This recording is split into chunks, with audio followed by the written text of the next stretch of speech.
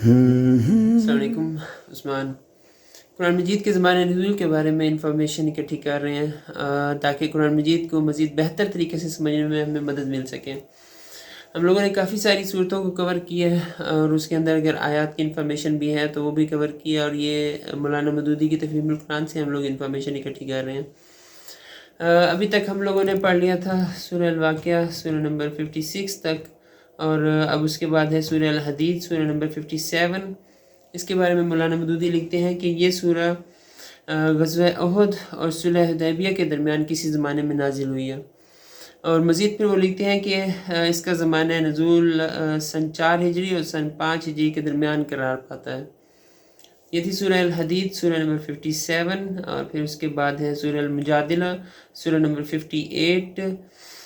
اس کے بارے میں مولانا مودودی لکھتے ہیں کہ اس کا زمانہ لگ بھگ غزوہ احزاب شوال سن 5 ہجری کے بعد کا ہے۔ سورہ المجادلہ سورہ نمبر 58، اور پھر اس کے بعد ہے سورہ الحشر سورہ نمبر 59۔ اس کے بارے میں مولانا مودودی لکھتے ہیں کہ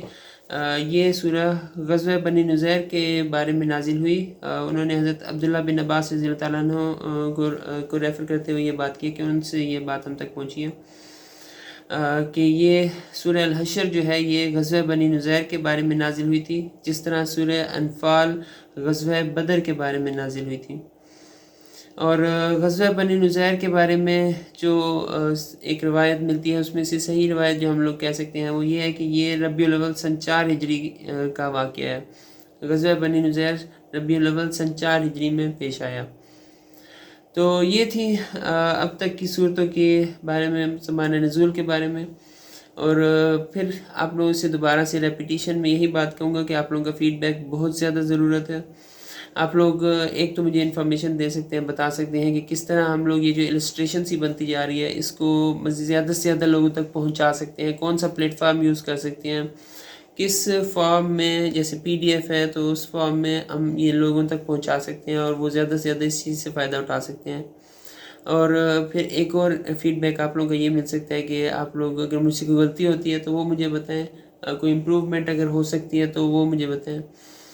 کوئی انفارمیشن آپ کے پاس ہے تو وہ مجھ تک ضرور پہنچائیں تاکہ میں وہ انفارمیشن ایڈ کر سکوں اور ہم لوگ اور زیادہ بہتر طریقے سے قرآن مجید کو سمجھ سکیں۔